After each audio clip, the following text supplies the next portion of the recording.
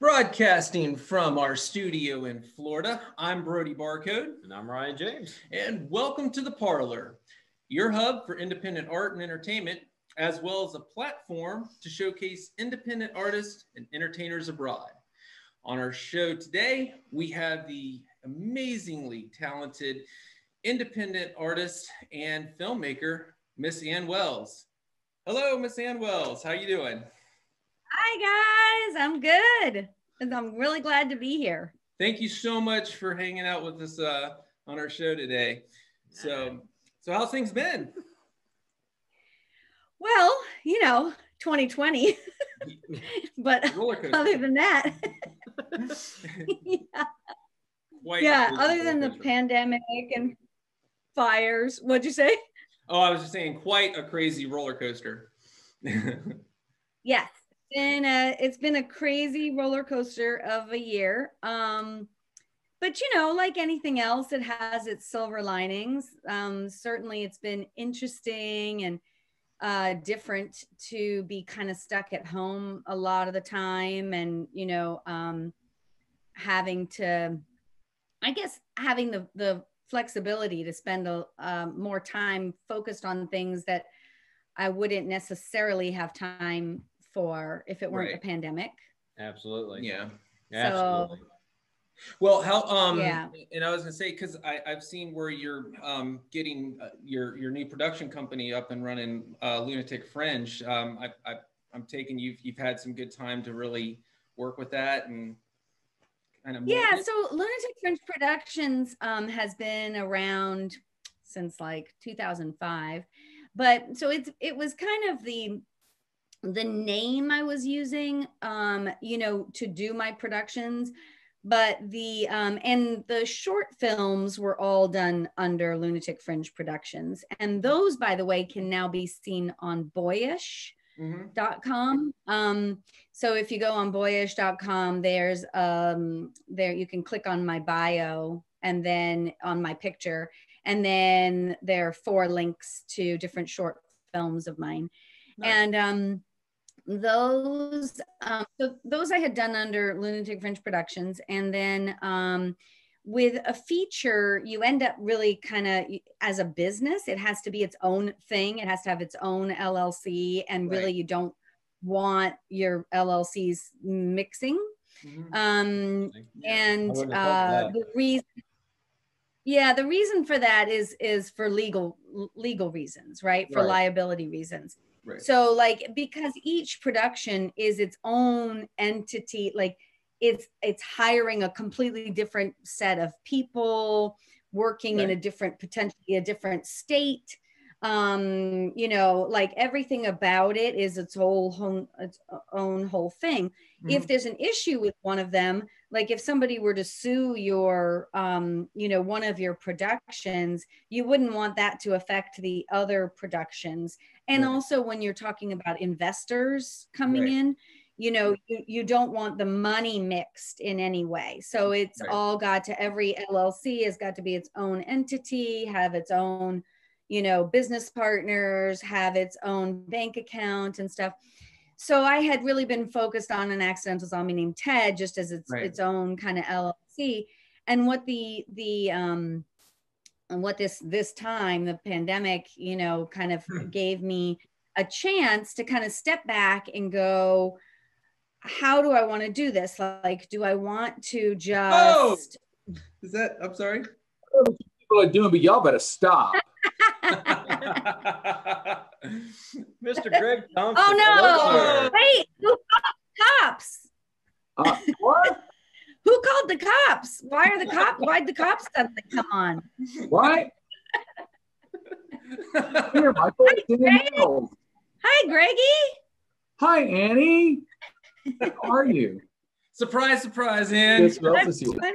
Guess who else is here? Come here. Miss P. And look. Hi, Michael. Get your face in. Hi, Miss P. It's Ann. Baby, look at your little face. It's Miss Ann. Yeah. She'd love to see you.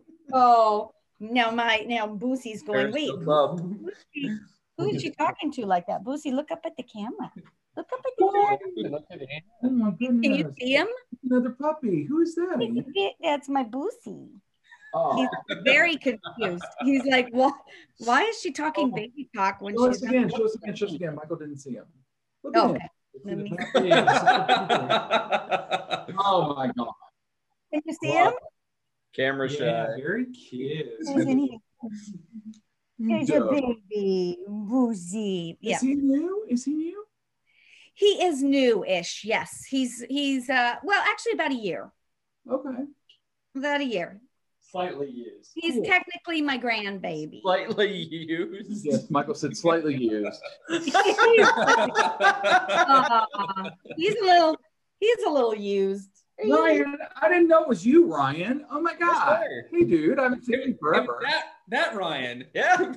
Small world, right? Oh, it's so funny you kept saying Ryan. I didn't think anything about it. Now I'm seeing your face. I'm like, oh, Ryan. Okay, cool. Yeah, it's been a long, long time. Yeah, Greg, I we've, know, it's we've been all working home. together, God, for forever now, it seems like. I mean, Yeah, we went to high school together. yeah, we go way back. Eon. Yeah. Thank you so much, Funny. man, And for, well, so for catching up and hanging out and surprising Ann. oh, Yay. of course. I'm so happy you didn't get rotisserized in the fires out there, my dear. Well, we Okay. kind of did. We got rotisserized. Luckily, we didn't get fully cooked, but almost. It was awful, Oh God. really bad. Yeah. I've never experienced anything like it before, because when I've experienced the fires in California before, you could always get away from them. You know what I mean? You could always leave. I mean, sometimes it was a little dicey, but you could always get away from where the fires were. And this was just so weird because there was nowhere you could go and there was no clean air anywhere. So you had to just shut yourself in the house and seal off all of the openings, and just like there was nowhere to go. Every direction you drove was just thick, really kind of unbreathable air, just thick smoke.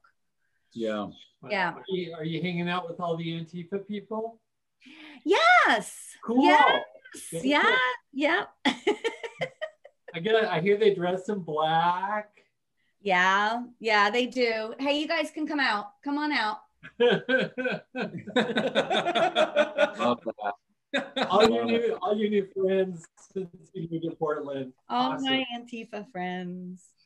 Well, I will say I'm a proud boy, but I'm not a proud boy. Yes, good. That's how we like them. We like them proud. We like proud boys that are not proud boys. It's just craziness. People make art, not war. Make film, not war. For God's sake. Yeah. Are we moving And right forward or now, backward? It's really hard to tell. It's a lot harder to do a lot of film with being stuck in quarantine and trying to follow along with that within our respective states. Yeah. Yeah, the film industry. Yeah, it's really a weird time. It's a weird time. How is that working for you, Ann? I mean, with regards to like the projects that you're working on, I mean, as far as like space and contained areas, or? Yeah, the thing is, we've had to really kind of rethink everything because, if you have some money, more funding, you can do things like gather everybody in one place for 2 weeks and quarantine them, right, before you start filming. But, then you've got to pay for, them to be there for 2 weeks of food and lodging and Right. everything. And you have to, have testing, and you have to have, and you have to be able to have the flexibility to shut down the production if somebody gets COVID, and, and then restart again. And that's not the kind of financial flexibility that most indie films have, Right. So, you're either just shooting somewhere where nobody cares, which I would never do, or you're, having to take really, strict, change things up dramatically. So one of the interesting things that has happened to me because of it is I've started exploring different avenues. So we're looking at potentially doing some animation, which animation is just going really strong right now. Mm-hmm. And it's much easier because you're bringing in, just one actor at a time to do voice, to do the voice stuff. Another potential is to do some rotoscoping stuff where, again, it's one location, one actor at a time, and then you're filling it in post. So we're looking at all of the different options because it's going to be, it's not that there aren't some productions, like I said, that have more money and, and stuff that are able to kind of go forward, but it's going to be a long time before everyone's ready, can just kind of go back to live action, the way we do it.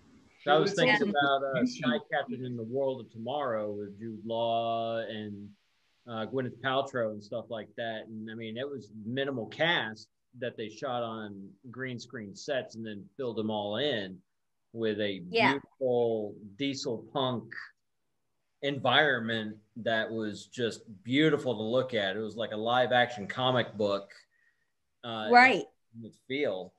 And it might, and with like the Mandalorian, they've reinvented how they shot all that because they have somebody with a virtual reality suit on there in a room, giving that 3D world behind that actor to see what's before them. And it's interesting in how things have spawned more creativity on how things are produced. Yeah. Well, I think, like with any kind of change in the world, right? You can either adapt, right, or not. And if you don't adapt and you just go, oh well, I'm just going to sit around and wait till the world goes back to normal again. I mean, by the time that happens, it's going to be a whole new normal. And if you haven't been part of creating that whole new normal and adapting to it as you're going there, you're just going to be way behind. So that's how I feel about it is. And, I'm a creative person. I'm going to be creative in whatever, whatever environment I'm given. Well, so, I don't. Well, no, and I was just going to say, go ahead. That's how the Parlor Productions, that's how the Parlor show, I mean, that's how all this spawned. I mean, it spawned for the fact that everybody was shut down. So it was like, okay, let's think outside the box. I mean, if this is the new world that we're living in, then time to evolve, and time to stay ahead of the curve. On the thing, Brody and I had joked around how we felt like we came in late into the game on things, but on top of it, we were doing a lot of research before we even got started. Yeah. You were going to say something, Greg? I don't think, but the thing I don't care everybody's saying that's really the problem, to be honest with you. We can find a million ways to create. What we can't find is a conduit to the audience. And that has been shown in the fact that when you release things like Tenet, and it does that, it takes that bad, you have no place to put it that could ever recoup the investment. And so it's not just going to be about, and audiences are going to be different, period. And now you look at what Netflix just posted, you would think they would be the natural. Everybody's going to sit and cram Netflix. Well, Netflix just posted horrible losses in the last quarter. I mean, gargantuan, and they were already posting big losses. So, it's a lot to really think about. We're doing the same thing in what? We're doing the same thing. I didn't want to interrupt. I didn't mean to interrupt you, Greg. I just suddenly looked up at oh wow, and went, oh my gosh. Man, I'm sorry. And I apologize. I didn't mean to jump first. I was like, oh, holy shit, Kane Hodder. And so everybody's probably thinking I just had like a spaz attack. Sorry. Okay. Yeah, I had to get on here and talk to Ann a little bit, and you guys too. And well, welcome. Good to be here. Mr. Kane Hodder. And surprise again. Yeah.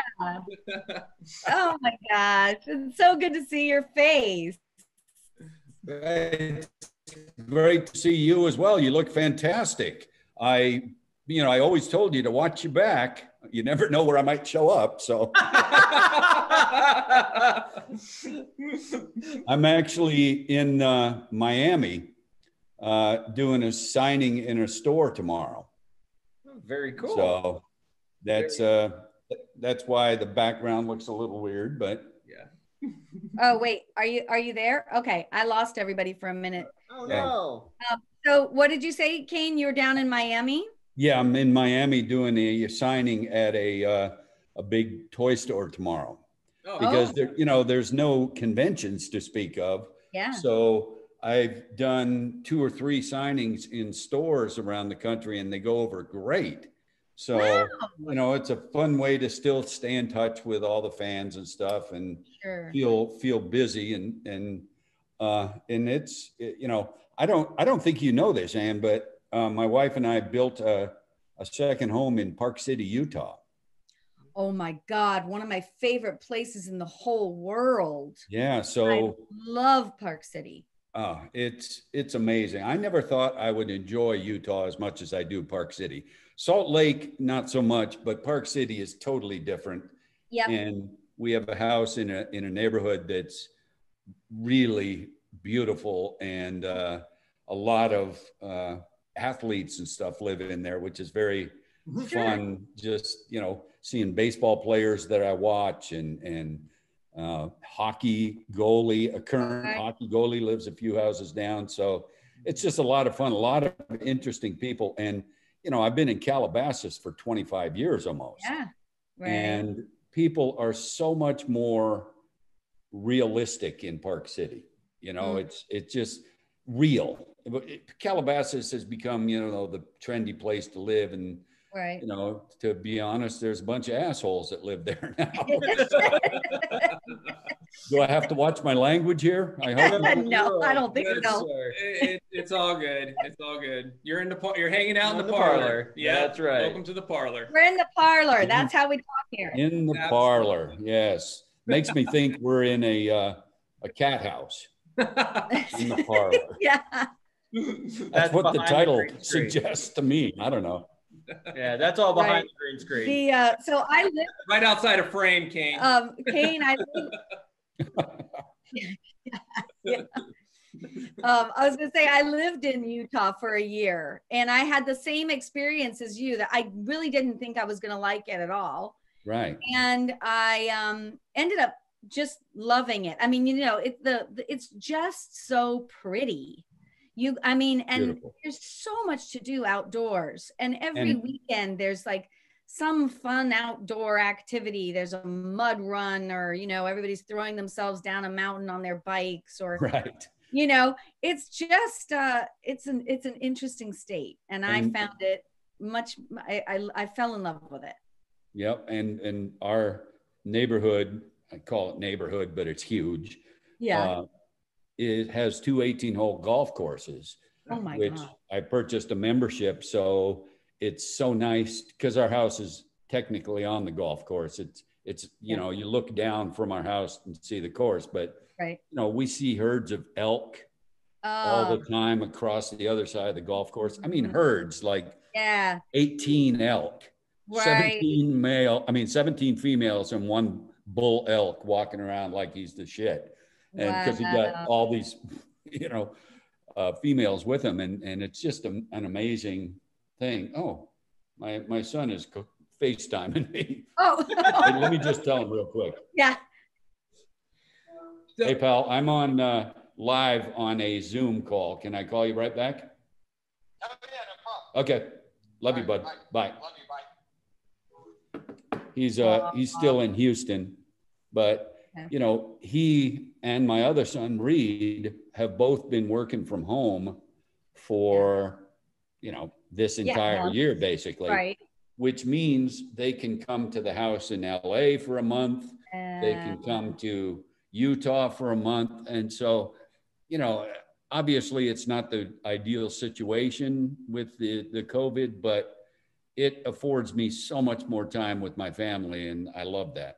Yeah, we were talking before you got on about how there's silver linings. It's been a really difficult year, but there certainly, I think a lot of us have found some silver linings in it, and that is one of them. Oh yeah, I work from home myself for my dad, and it gives me time to make sure my kids are at school, and and I'm home for them whenever it's time for them to be home and take care of the puppy.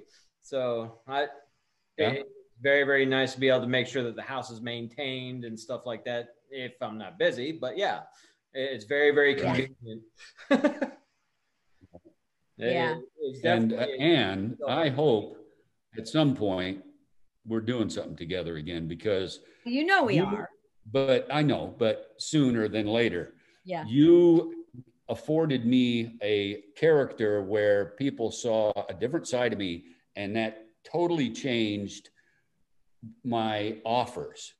I now get offers for comedy, for playing myself, which I guess is kind of standard, but and then for, you know, emotional stuff. I'm not sure why people thought that maybe, hey, this guy is decent with comedy, maybe he can cry on camera. Yeah. I'm not sure how they stretched that, but well, you cried in an accidental zombie named Ted. Yes. Kind of, yes. Not like I've been doing though. You had big tears coming down. You did.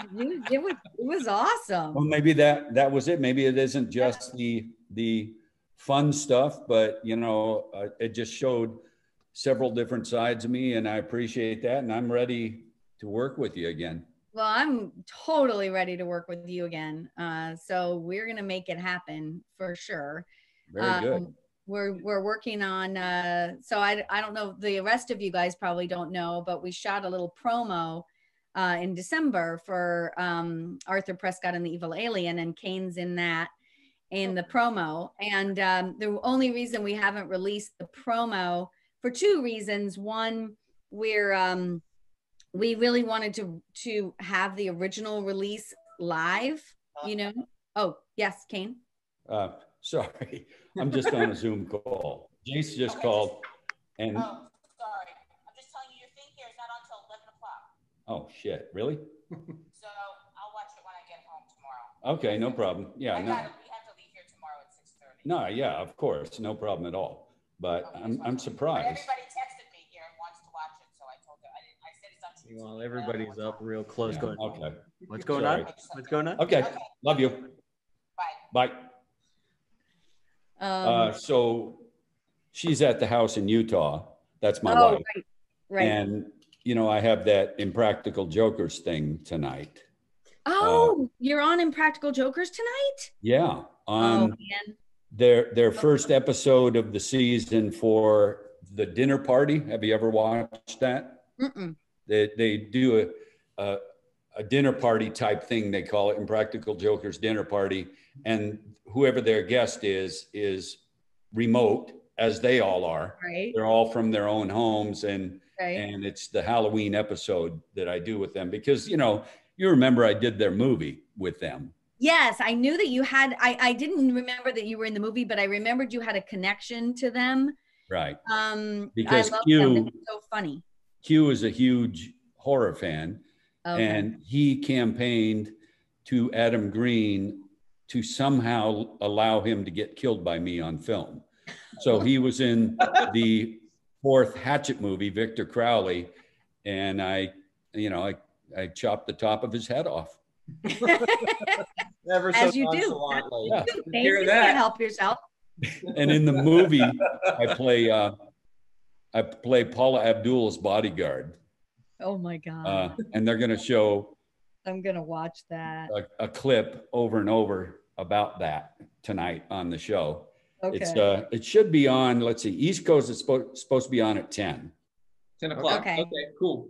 And West Coast 10, but Susan's in Utah, so it's 11 for some reason. I don't know. Weird.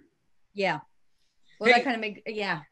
I was just going to ask, so speaking of an accidental zombie named Ted, Greg, I was wondering if you could share a little bit as far as how Ann Wells came into the picture, as far as Ocala, Florida, opening up the doors. And then obviously Mr. Kane Hodder then came into the picture. But I was wondering if you could maybe tell a little bit about how you and Ann got to meet, as far as getting everything up and going. Well, we had this little film festival going in Ocala for a while, and this strange red-haired woman showed up with her film and held me hostage. She knocked me over the head and pulled me behind the Starbucks right there by the Yep. theater. Yeah, I did. Held a gun in my face and said, "Give me your little black book." And I said, or else I'm calling Kane. Right. And you did anyway. You know, it actually, what's funny is there is kind of a story to it. So Ann and I, was really weird. Ann and I met at this filmmaker roundtable-y sort of thing that they were trying to really get off the ground in DC. And I think it's very telling that when Ann left the group, it fell apart. So that tells you about her ability to attract people and also to organize. And that's a fair statement, don't you think? They kind of just never, the first meeting you were there and it all worked and it just, but we met and I thought, that woman thinks I'm a total freak. And then somehow we became friends and I don't even remember exactly how. I remember we were walking outside and you said mentioned something about having been in LA. And then I just suddenly felt this like, oh, me, there's my people. There's my people. We were kind of few and far between in DC at the time. Yeah. And then the next thing I know, she's helping me move and helping me paint walls in my old apartment. And I mean, doing like real friend stuff. So it was cool. And I said, Ann, you need to come and do the film festival. And so she sent a couple of her films in and I did not watch them. I let my programmers decide they were in the mix and I didn't say a word. They chose them and I was like, yep, I agree. Great. And then I'll be damned if the screening wasn't a total bust. Our things were screwed up with the projectors upstairs in the Marion, and which we got to the bottom to the next year. But I said, you know, the best I can offer you is, you know, we'll make it work or come back next year. And so she did come back the next year. And so the great thing was between those 2 years, she began to get to know people. And she and Lisa Heenan were probably the best advertising we've ever had for the film festival. But from things from like rowing canoes down Main Street and completely dry pavement and just made everybody have fun. And I think people, you know, I didn't really do much other than get her there and bring her films in and then people fall in love with her. It just happens. Oh, that is sweet. But you did a lot because what Greg did was when people in Ocala kept saying, you know, maybe you want to shoot your film here. And I kept saying, it's harder than you think. Like you have to have all the resources there. I'd have to fly everybody in. It's not that easy to shoot a movie outside of LA. And they kept saying, but come on, like we'll pull together, you know, we'll do this. And so I thought, well, I'll go down there for a little while, a couple weeks and kind of, you know, really research it and see if there is a way to get this off the ground down there. And I called Greg and Greg started doing introductions and it was just nonstop. Greg sending me things here. You also got to meet so-and-so. Oh, and here's the mayor. Oh, and here's, you know, meet this person and meet this person and, you know, doing email introductions. And, you know, that's how it really took off. Yeah, Greg's always known the right people in Ocala in order to make something great happen. Yeah. I mean, I've known Greg for how long is it now? 20 years, probably easily. Give or take, yeah. No. And Greg, man, you've been an incredible mentor to me over the course of the last 5-6 years. So I'm super grateful for that. I didn't have a choice. You wouldn't stop calling me. I'm persistent. So. Yes. Well, I can answer your call, so that should tell you something. I love when I see your name on the screen. So now, Ryan and I have had theater adventures, and we never had a film adventure, though. Really? But no, I always was part of something else. Whenever you did Swimming to the Moon, and I can't remember the other movie. Down a Dark Road. That's right. That's right. Or I never heard about it until after it was done from one of my friends that was a part of it. Yeah, and that one was fast. We shot Down a Dark Road in 2 days. Right. You know, just kind of boom. So it was fun. So, yeah. So Ann, as far as bringing Mr. Kane Hodder into the picture with regards to an accidental zombie named Ted, as far as, hey, come to this little town in Ocala. How did that whole thing play out? Well, you know, you may not have noticed, but I'm a lot stronger than Kane is. So all I had to do was just, you know, I did one of those. Right. Yeah, I mean, he may not want to admit it, but, you know, I've got the muscle. Oh, so no, we have it on camera that he was shaking his head. Yes. Yeah. And, you know, First time we saw Kane crying on film. Right. You thought he just did that on his own? No. I was back there twisting that arm. Yeah. You can imagine that I get contacted by a lot of filmmakers and, wanting to get me involved in their films. And that's flattering, of course. But there has to be, for me, there has to be something special about the story or the script or the person that's the filmmaker. And with Anne, it was mainly her, but it was also a very cool script idea. So it was a combination of stuff that, made me strongly consider it. And then we just had a great time together. Yeah. Well, and you were so professional, and I mean, it's you never know, with a celebrity, what you're going to get. But Kane was right from the very beginning, just excited about the project, put his whole heart and soul into it, wanted notes and was great at taking notes, and just such a pro through the entire pre-production and production process. It was amazing. Well, thank you very much. Well, also great instruction from a director. I mean, having a good director to feed and work with, to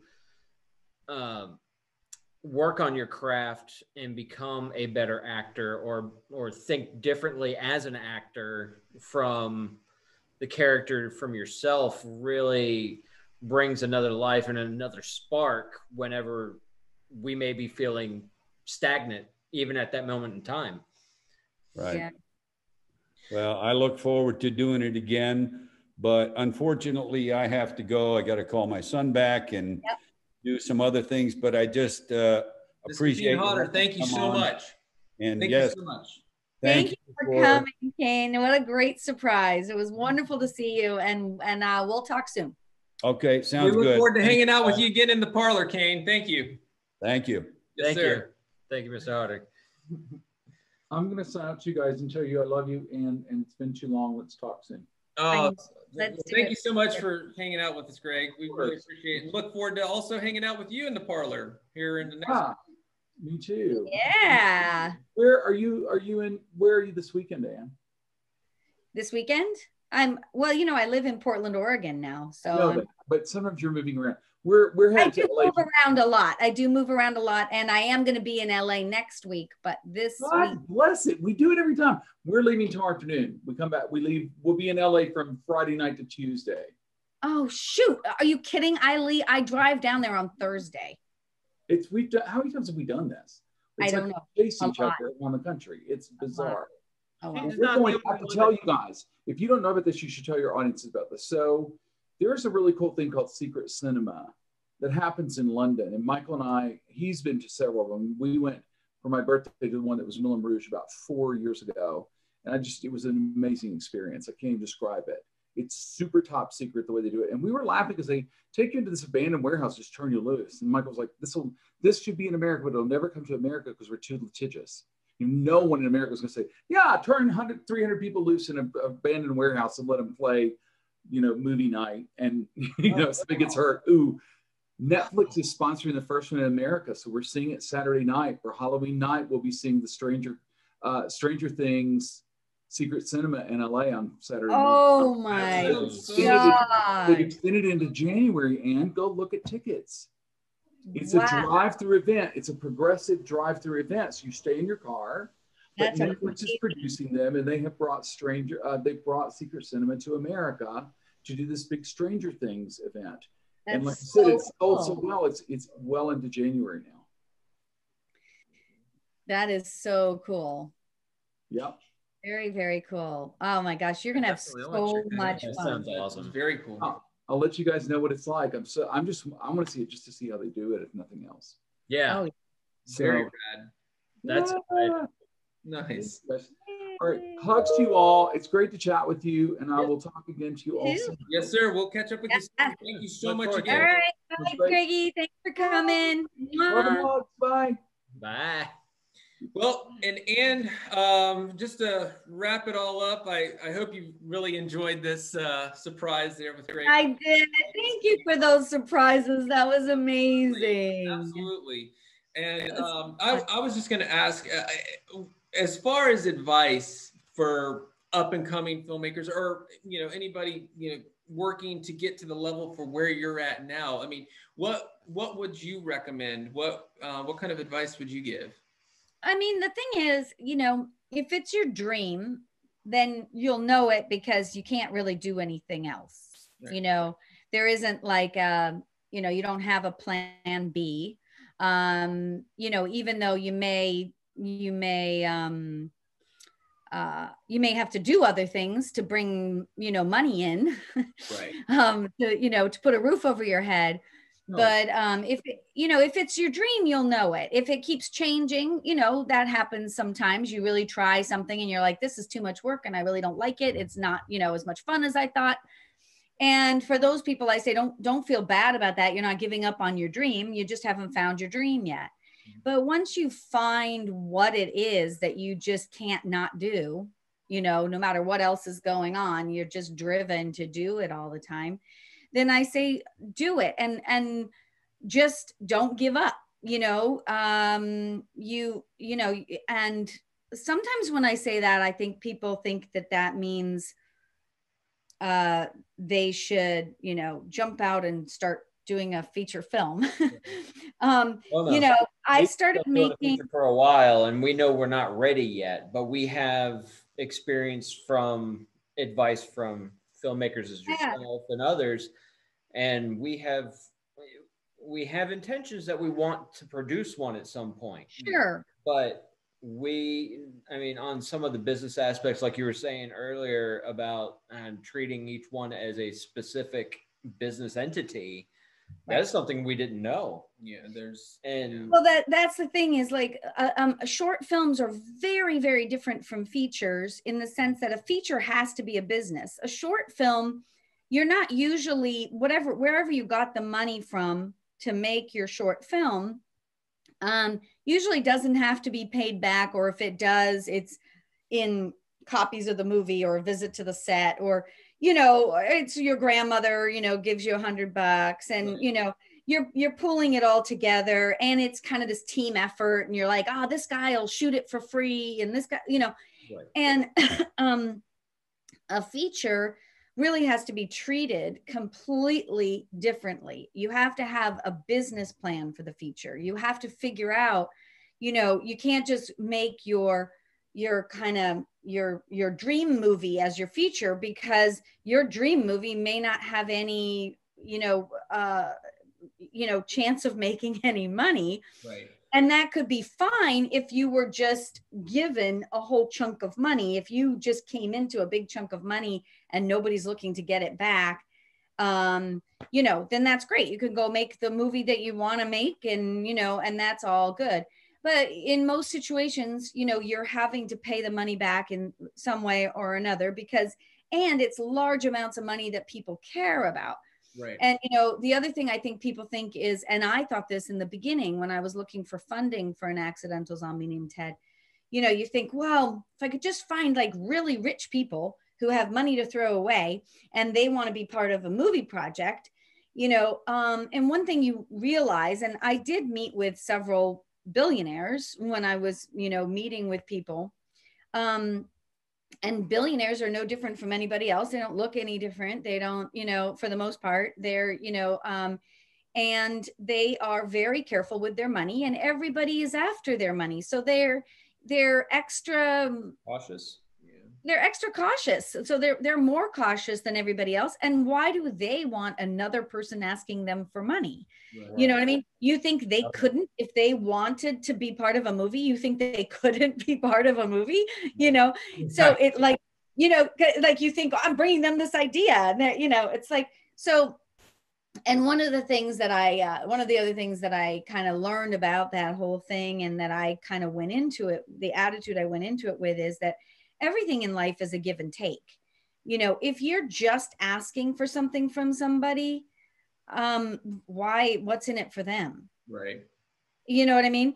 So, you know, if you were to ask, let's say a billionaire, somebody who had so much money that they wouldn't, you know, notice a million of it that they were going to give you to make a movie or whatever, you would want to approach it in the sense of, you know, finding what that person is really into, and then finding a way to make the two projects collide. You know, if they were really into, I'll use the example of horses because you're in Ocala. Oh, yeah. You know, if their real passion was horses, then your best bet would be to go, what you know, what kind of project could I do that's related to horses that helps the horse industry in the way that this person likes things to do, you know, like, you know, is in, and then you're going, hey, can we have a meeting to talk about a project I have that helps horses? Right.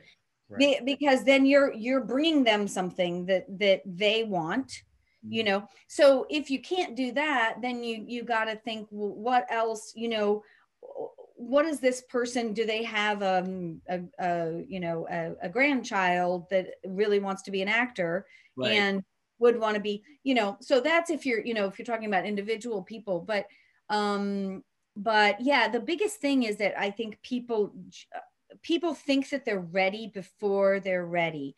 And, you know, if you've made short films before, you know that, you know, there's a lot that goes into it, right? And you can have a short film that doesn't have good lighting, that doesn't have good sound, that whatever, you throw it up on YouTube and that's fine, right, you know. But if you actually want to be able to do features, I would say, you know, really practice on those shorts, make some of them SAG shorts, you know, so you really understand what the union is like, what it's like working with the union. And that's a big thing once you get to a feature, unless you do a non-union feature and you get no union actors. And also find out like what it means, because, for example, you know, once your project is union, the union owns it in many ways. And so you want to learn about what that means. And, you know, and you don't want to run, you know, awry of the union in any way. So you have to make sure you really understand what you're agreeing to.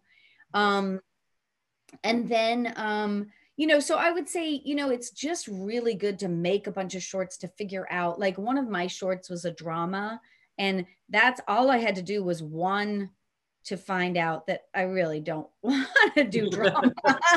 You know, like I was like, oh my God, by the end of it, I was so depressed and like, wow, that really sucks. And, you know, life is kind of sucky, you know, anyway. You know, I like making people laugh. So, yeah, you know, I had to do that to kind of find that out about myself. And I also feel like in time, I mean, I was making shorts from 2004 until, and they were all union, they were all SAG, you know, shorts, from 2004 until I shot An Accidental Zombie Named Ted in 2017. So, you know, there's so much you can learn on each one, you know, about sound and about post and about, you know, and, you know, the more you know about all the different things, also the better. You know, I feel like as soon as I learned how to edit and produce, it made me a better director. And the fact that I had been an actress before I was ever a director, I feel like makes me a better director. You know, it's, I understand what, I'm not just using some kind of, you know, I like script, you know, that like, this is what a director is supposed to tell actors, you know, like write me the backstory, you know, and that somehow is going to make you this brilliant actor, you know. And I think you don't know those things, and you don't know that every actor works differently. And some people, you know, some people's process is going to be completely different than, you know, what you might think that they need to go through to get to where they need to get. And so that's the advice I would give, is just, you know, take your time and just, you know, really, really learn about it. And certainly before you jump from shorts, make lots of shorts. And before you jump from shorts to features, you know, have a really solid business plan, and, you know, really kind of figure out how you're going to do that. You know, if it weren't a money thing, it would be different. But, you know, it's expensive even to shoot a short film, especially if you're going to do it SAG and you're going to actually rent lights and get a good camera and get somebody who knows how to work the camera and get a sound, you know, person. And, you know, and then you're going to do a professional post sound mix and, you know, all of those things. It's expensive even to do a short film. And then, you know, to do a feature, it's, you know, exponentially, you know, bigger. And, you know, so that's the biggest advice I would give. But I would say absolutely, if it's your dream, just don't give up. Just keep doing it. Awesome. Just keep doing it. Thank you so much. Yes. We really greatly appreciate you coming and hanging out with us in the parlor. Yeah, you're Thank welcome. you so much. This has been really fantastic. I'm glad having you on our show. Yeah, it was great. It was great. It was lots of fun. Good. That's what we strive for, and we want to do more of it. Absolutely. Yeah. And, having more fun and letting our creativity go out there for everybody, and exposing the world for to people that share that same creativity. Absolutely. Yeah. Absolutely. That's great. Well, I love what you guys are doing, and I'm definitely going to go check out some of the stuff on your YouTube site. Oh yeah, absolutely. It's coming together pretty much just about every week. Something new. As of right now, awesome. everything's every week until we get to something a little bit more complicated. Then it might slow down just a little little maybe bit. Cross that bridge, but we'll get over it. So yeah. Well, thank you so much again. All right. Thanks, guys. Yes, Bye. Thank you, everybody. Subscribe. Ring that. It'd be right over here. Nope. That's over Brody's crotch. It'd be right over here. And ring the bell. We'll see you on the flip side. Well, thank you for joining us in the parlor. Have a happy one.